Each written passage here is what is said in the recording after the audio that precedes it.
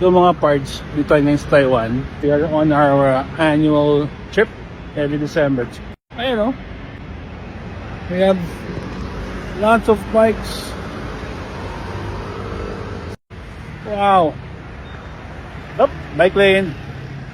There you go. Find a bike lane. Let's get the bike lane. There.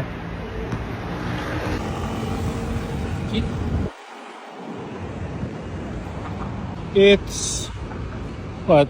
6:45. And anong bike lane nandito? We're in Taipei, Taiwan. And that's the bike lane.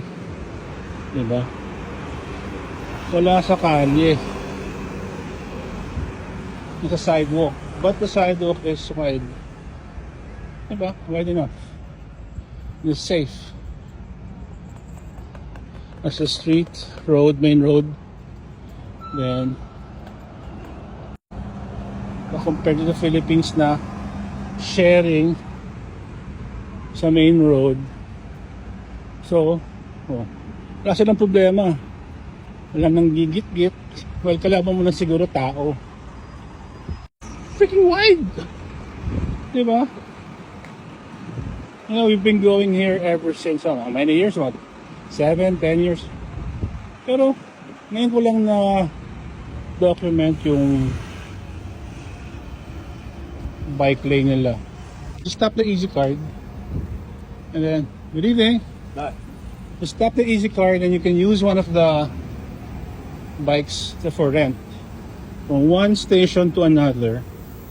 Then, I don't know how much in charge it.